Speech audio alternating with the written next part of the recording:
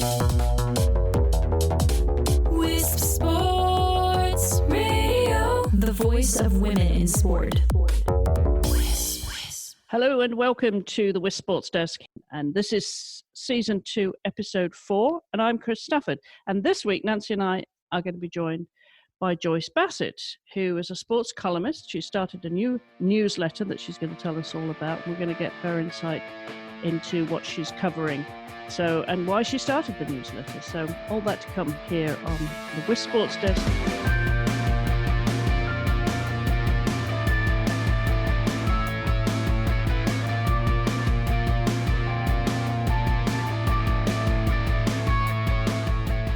This is the second week running. You're at home.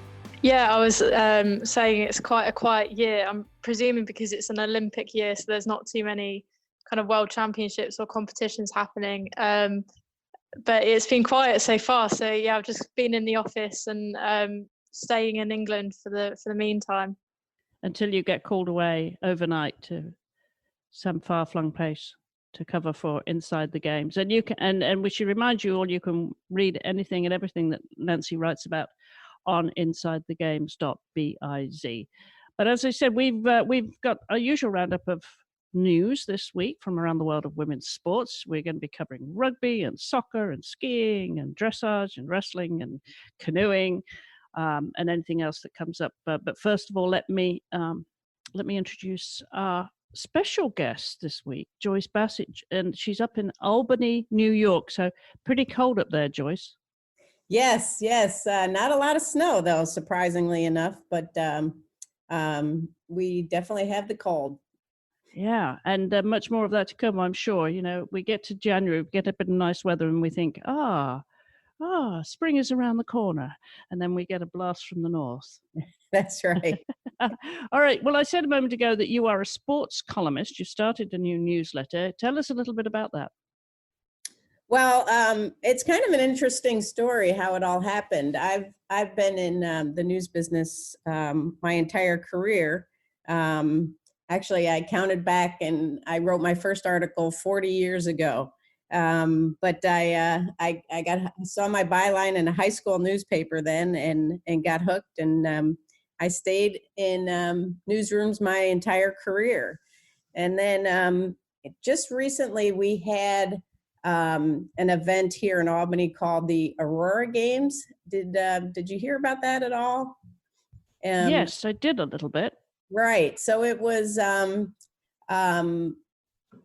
first time ever for the event, and had various events such as gymnastics, ice skating, tennis, basketball, and ice hockey, to name a few. And it was Jerry Solomon, Nancy Kerrigan's husband, a promoter, who put it on. And I did a few what they called conversations with champions. And I've always had my interest in sports, but I mostly worked as an editor my entire career and did a lot of web work. And doing those conversations with champions made me realize that we're just still not getting the word out on women's sports. And so one thing rolled into another, and I proposed doing a weekly column on women and girls in sports, and they at the newspaper, Hearst publication, and they enthusiastically said, yes, we'd be interested in that. And so I'm doing that, and I've been doing a golf column as well. I do that during the golf season, and so now I'm a columnist full time. Really, I resigned from my position as an editor, and I'm doing this as on a freelance basis, and just loving every minute of it. Well, that's fabulous. And now, where is this going out? Where can people watch it then, Joyce? So it's actually a print.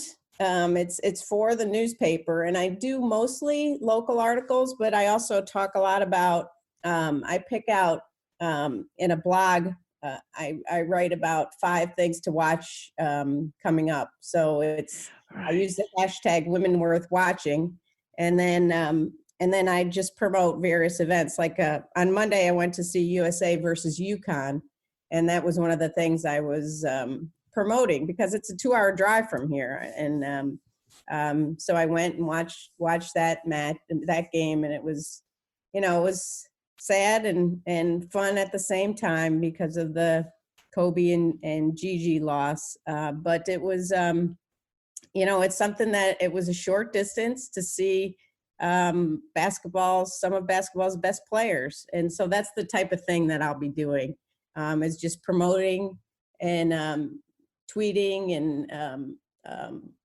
writing about women's sports. Fabulous. Well, I should correct what I said earlier about it being a newsletter. It is actually a blog, isn't it? It's those ones to watch. I think that's what I picked up online and how I found you, which is a great idea. Maybe that's something you can share with us each week here whenever you have a chance to stop by and let us know here on the WiSP Sports Desk. But we'll talk a little bit about that later on in the program. But I want to get to the news because we have a lot of news, as usual, to get through. First of all, it's the World Rugby HSBC 7 Series happening down under now. I know about this because one of our WiSP athlete ambassadors is Naya Tapper, who plays for the USA. And she keeps me apprised of what's happening in Rugby Sevens. They're down in Sydney now, getting ready for the second round of those tournament, the series down there.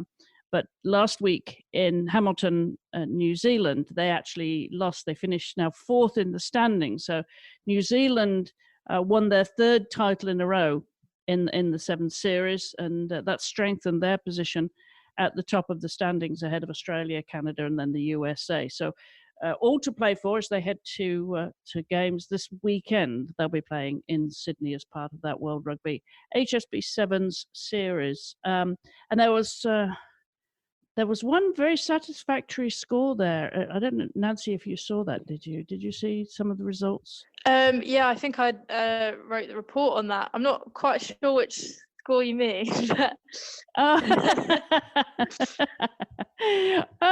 well, we'll skip past that pretty fast. I think the USA thrashed England, I think it's fair to say. But you did you did actually come back and have a good win, though, didn't you? Who did you beat after that? I mean, I think you came back and really played well. It was China, I think. China you beat. Yeah. Like 30-something nil, I think. It was really quite impressive. So that really, we just put some fire in your belly, basically, by thrashing you. 45-5, I seem to recall it was. Sorry about that. That's all right. So all to play for. They're down under this weekend, and we'll keep you posted as to how that goes on next week's show. Now, soccer. There was a bit of a game going on here last night. Did you watch it, Joyce? When the US beat Haiti in that first Olympic qualifier?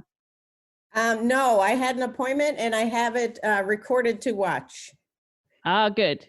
Well, it was pretty exciting. We expect the US to win every time. We've talked about this, haven't we, Nancy? We just expect them to win. They won convincingly 4-0. And my favorite goal of them all was Carly Lloyd's, came right late in the game, just before they went home. She just booted, but she just went for it. I mean, it really was a fabulous goal.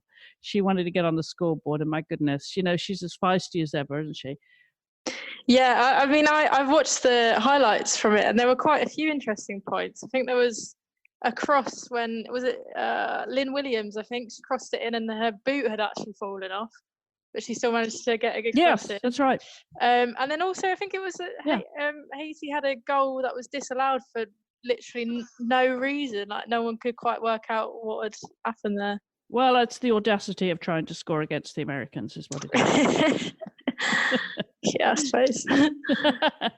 But as I said, there are 4 goals. Kristen Prest scored the first one after a few seconds into the game. And then Lynn Williams, Lindsay Horan, and then Carly wrapped it up for them. So very convincing score there. And they play again. When is it? They play Panama Friday. Yeah, that's the next one, isn't it? And this is part of the CONCACAF Women's Qualifying Tournament for Tokyo Obviously, there's a few games to be played for here, and then they play Costa Rica, and then so they had 3 games. That was it: Haiti, Panama, and Costa Rica. Then they go into the semifinals and the final. And this is really important for them, of course, under their new coach. So we'll watch that with interest, of course. Expect them to win. What is it about that, Nancy? Why do we expect them to win every time? They're so confident, aren't they? Yeah, I think it is just the fact that, that they are the best team in the world and they've won. I mean, I think there's been about 4 or 5 editions of this CONCACAF qualifying tournament, and they've won all of them. They've won 4 World Cups, 4 Olympics. But also, I think when you look at the other teams that are competing as well, it's only really Canada that come close to them. And you've got teams like St. Kitts and St. Nevis who are, real like minnows in women's football, for football in general. So, especially in this tournament, you expect them to be scoring a lot of goals, really. Yeah, we do, don't we? We do. They are favourites, of course, to get qualified there for Tokyo, and we hope that they'll be able to achieve their back-to-back wins, World Cup and then Olympic gold. That would be just awesome. But you've got some news. I know we caught this about the Chinese women's football team. Because they've been quarantined. That's really affected them. This outbreak of the virus in China, isn't it? The football team. Yeah, I mean, just with the virus in general, it's really, really affecting sport. Like, we now have a whole section in our ELA dedicated to sporting events that are being moved because of the coronavirus. But the Chinese team, they were in Wuhan last week, and Wuhan is the city of origin for the virus. So they did originally travel to Australia coming to contain the virus. They've been quarantined in Brisbane until, I think it's for about a week, which is a problem because their first match is on Monday. So the Football Federation for Australia have suspended ticket sales for the tournament, and it's either going to be postponed for a while or China are just going to have to back out of the tournament. So I think that we'll hear about that relatively soon, I think. But yeah, it just shows really how far the coronavirus is starting to affect sport as well. Yeah, and we'll probably see more of that too, of course, because quarantines have been put in place. So we'll follow that story for you as these Olympic qualifiers get going here. Moving on to skiing real quick. I don't know if you followed this. I know you don't watch a lot of skiing, Nancy, but did you notice the results from Bansko in Bulgaria last week at all? Yes, I did. Was it Shiffrin was it only her second downhill World Cup, which I was really surprised by, because obviously she wins everything, so I was really surprised. I know she's good at slalom and Super G and so on, but I didn't know that she hadn't done that well in downhill in the past. Yeah. She's only recently, as you said, this is her second win. She won last season, and then she won it. It was actually the race that had been postponed from Val d'Isère that she won, and then she won the Super G, and then the Bansko downhill was a clean sweep for the Italians, 1, 2, 3. So, yeah, it was quite an interesting competition. Because one thing I don't know if you know this, but because my skiing was done largely in Switzerland when I lived there, and so I'm a big fan of the Swiss skiers. And Lara Gut-Barami, who was one of my favorite skiers, I was always cheering for her. She's been really sidelined for some time. She had a knee injury, and then when she came back, she just struggled all last season to find any form at all. But finally, she got on the podium in the Super G there in Bansko. So shout out for Lara. So that was what's happening in skiing last week. And on the White Circus goes. But another thing that happened but by the way, Joyce, do you follow skiing? Because you're right up in the snow there. I haven't touched on that yet. I just did one hockey article and a U.S. figure skating article, but I haven't been following the skiing yet this year. But of course, it. Like you said, it's big up here. It's just a matter of getting going. Yeah. Well, you've got a lot of winter sports, as you said, at your disposal up there: ice hockey, skiing, skating. Yeah, plenty going up in the north. Very, very close to Lake Placid. Yeah, right, exactly. Yeah. Well, across in Europe this past week, there was another round of World Cup qualifiers in jumping and dressage. And Amsterdam, very popular show, Amsterdam. That's where Isabell Werth, Germany's Isabell Werth, she's just absolutely dominated the World Cup qualifiers there in recent years. This is her 5th win in a row with the mare, not with the Wire Gold, but she won with Wire Gold this past weekend. And she's totally dominating the World Cup qualifiers, which are all leading to the final in Vegas in April, where the jumping and the dressage finals will take place. So she beat Britain's Charlotte Dujardin.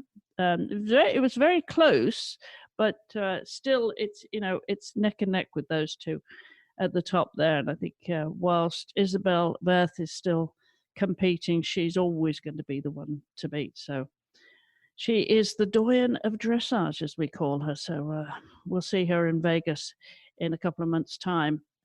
And did you follow that? So did you follow World Cup jumping and dressage, Nancy? We do inside the games. We do our reports.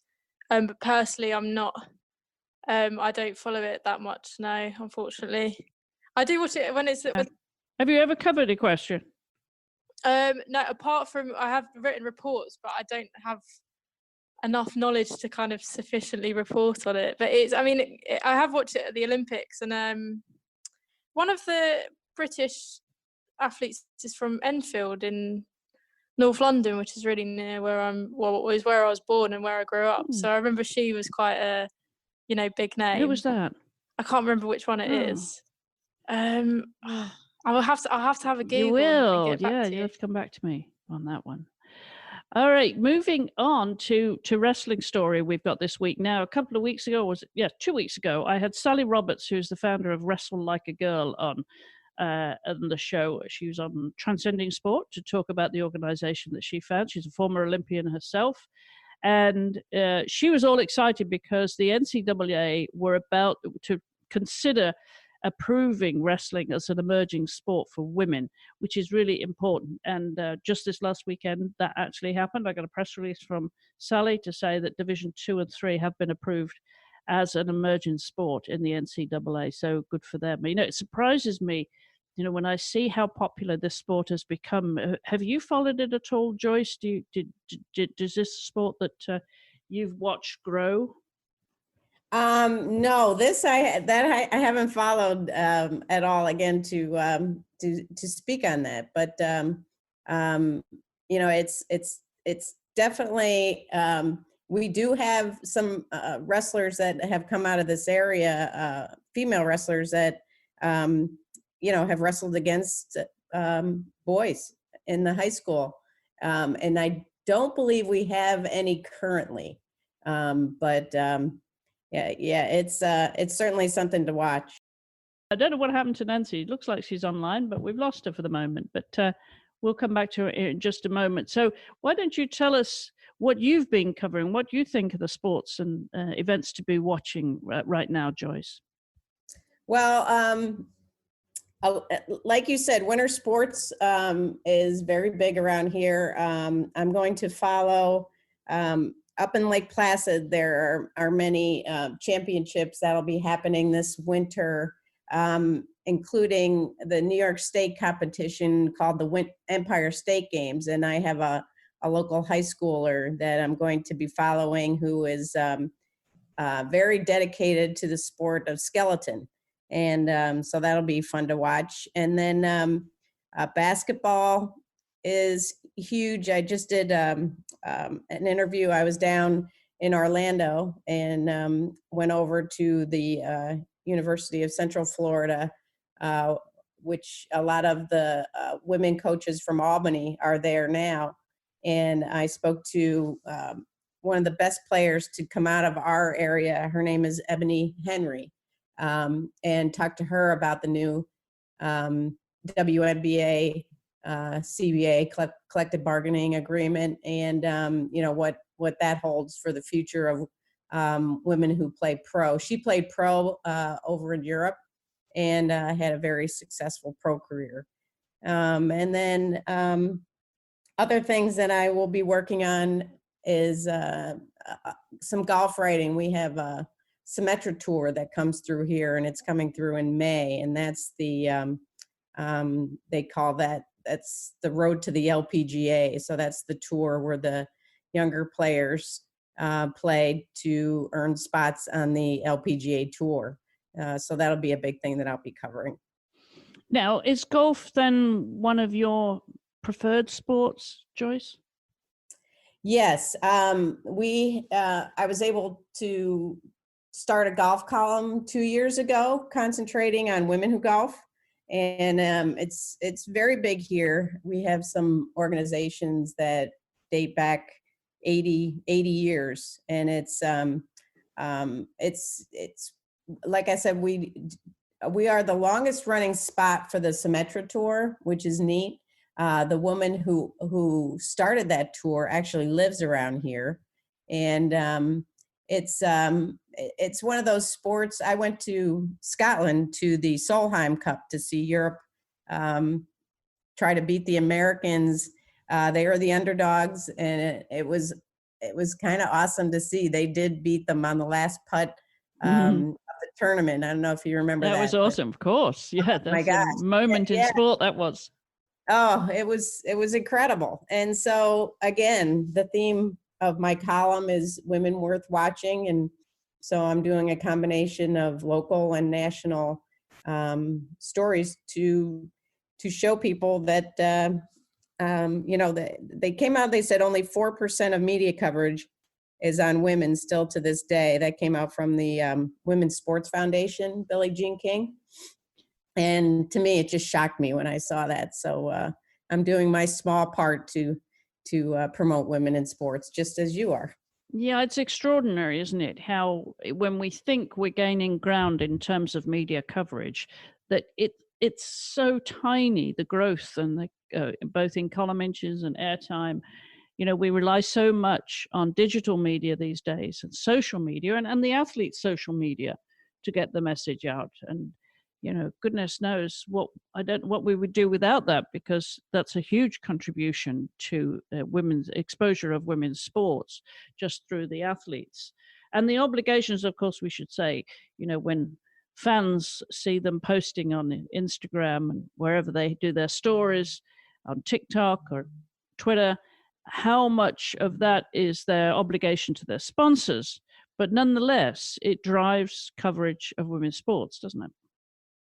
Absolutely. I think the social media is huge for women, especially because in that regard, I think their following is they're direct. They're directly followed by their fans, and they can interact with their fans, and you can see that as being a promising aspect. But we still need the coverage as well. We got to get. I couldn't believe it took until 2 days before the women's national team, soccer team was playing to figure out what television station was going to cover it. It's just. But the Fox stepped up, and thankfully we'll be able to see all their games leading up to. I think they play England in March, which would be pretty cool. Yes, that would be really exciting. I think Nancy and I should both go to that, shouldn't we, Nancy? Yeah, I think so. We might not be sitting next to each other, though. No, probably opposite ends. Yes. But yeah, it's. We were just saying, Nancy. Well, you dropped out, didn't you, though, for a minute? But the increasing coverage of women's sport is marginal. It's really tiny, and we think we're doing better. But I was just saying how the athletes themselves are doing a great deal through social media, through their obligations to their sponsors on social media to increase coverage, and digitally, of course. But in terms of column inches and airtime, we're still lagging so far behind. Have you seen much of a shift in Europe or on your travels, Nancy? I think it it kind of depends. I know my experience in England is that you kind of have to, like media companies have to take a real interest and kind of like really dedicate themselves to increasing women's sports. So with the Telegraph here, they've got a women's sports section, so they've got a dedicated women's sports editor and journalists that just focus on women's sports, and their whole kind of ideology kind of almost is to just focus on women's sports and kind of telling the stories about things that don't get heard, and focusing on like women that are maybe slightly older or stuff like menopause or like periods or bit of body image, and they're really, really good at that, and it's like really great to see it. But the problem is, it is the first of its kind, and at the moment, well, in England at least, it's the only kind of newspaper or media outlet that has something like that. Yeah, I wonder what kind of impact they're having there, the Telegraph, doing this. I mean, it was a bold move for them to step out, and good for them, because they hired some good writers, some athletes to contribute to this. But I do wonder now, maybe it's still early days, as to measure the success of that and whether it's increasing awareness, whether it's getting more subscribers and followers. Of course, on social media, they do good social media coverage as well. And power to them to do that. You hope the other nationals will follow.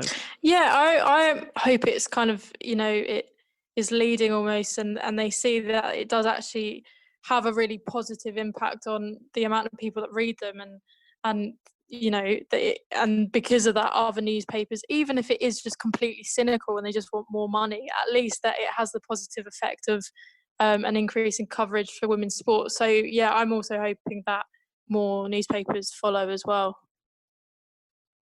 Well, Joyce is doing her bit up there in the frozen north, aren't you? Yes. Good for you. Now, Nancy, the state of England and its women's football program, I seem to recall that 5 years ago or so, they did not have a good national presence. Is that right? I mean, it's all of a sudden now they're filling stadiums there. Yeah, it's growing massively, and I think it kind of came hand in hand with the Women's Super League and just taking the domestic league more seriously. So the Women's Super League, I think, started around 2012, 2013, and yeah, women started going full time. They started being paid, and then coverage increased, and companies kind of started sponsoring, and I think with that, then the England team kind of grew and had a higher profile, and then the fact that we've done okay in certain tournaments has also, like, we just absolutely love our football here. In summer, all anyone wants to do is just sit in a garden of a pub with a beer watching football. So if you've got the women's team doing okay, people will sit and watch it. They don't care as long as it's an England team doing okay. So because of that as well, it's grown a lot. But yeah, the past 10 years has been just crazy. When I was a child, I used to just get really frustrated about the fact that England women's games were never on TV. Like, there were about 200 people at the stadium, and now it's completely different. It's changed. So it's really good, yeah, and it can only get better at the current rate, I think. And look how fast that happened too. So, that just shows how, and really, it does seem to be generating revenue. I mean, you gotta, tip your hats. I mean, they're, especially in the major sports of soccer, it's really, really making an impact. Yeah, I think as well, we've got like a lot of, we've talked on the podcast about it before, but players like Sam Kerr coming to the domestic league here as well. Just things, it's attracting worldwide attention as well, which is really good. So yeah, it's growing a lot, which is I'm happy about. And Arsenal, how are they doing? They're doing okay. They won. They're through to the next round of the FA Cup.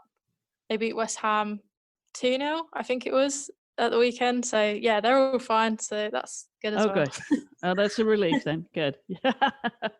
As you may have gathered, Joyce, Nancy's a big Arsenal supporter, so we have to have an update on us Yes. each week. Do you support any particular teams or in any sport to there, Joyce? Well, in any sport any or? Oh, okay. Well, I'm a big Mets fan. We're kind of going through a transition now. We had a little bit of fallout with our coach and the whole cheating scandal. And I'm a Giants fan as well. But I would say I've taken my daughter, she was a soccer player, to many of the women's national team. We used to have the Soccer Hall of Fame near here until it relocated. And so we saw Mia Hamm inducted. And so we go back to Michelle Akers. We saw her inducted. So I would say those are my three favorites right there. Okay. Well, good luck to them all then. And good luck to the USA. Just doing a clean sweep, hopefully, in the qualifiers here for Tokyo this year. Hopefully. All right, we'll be watching and we'll bring you more next week on the show. But before we go, let's have a roundup, Nancy, of what you're going to be covering. What are you writing about? Most of it is on this coronavirus. We've just found out that the World Indoor Athletics Championships have been postponed as well. So that was probably the biggest event that was taking place in China in the next few months. So that was in Nanjing. So now that's been postponed. I don't know whether it's going to be moved or just they're going to wait and see and maybe push it further down the calendar. But you've got the Olympics in July. So I don't know what they're going to do about that. So yeah, that's really our main focus at the moment. And we should mention that you are penning our newsletter here at WiSP Sports. You penned the first one in beginning of January, and the February issue will be out on February the 1st, right? Are you going to tell us what you're writing about, or is that a secret? It's a secret. Okay. You'll have to read it to find out. Exactly. And you can subscribe by going to our website. There's a subscribe button right there at wisports.com. And of course, you can keep up with everything we do here on social media. And I hope you will share and follow us at WiSP Sports. Nancy, just remind everybody where they can find you. My Twitter handle is at Nancy_Gillen. So I tweet mainly. You're mainly a tweeter. And of course, at InsideTheGames.biz, if you want to read Nancy's blogs, they're right there on InsideTheGames.biz. The best coverage of sport anywhere in the world is on InsideTheGames.biz. And Joyce, where can people follow you? So you can find links to my weekly articles on my blog, which is at blog.timesunion.com/allin, ALLIN. And on social media? On social media, I'm Joyce B10 Bassett. And Nancy and I will be back same time, same place next week. So until then, thank you all for listening. Thank you.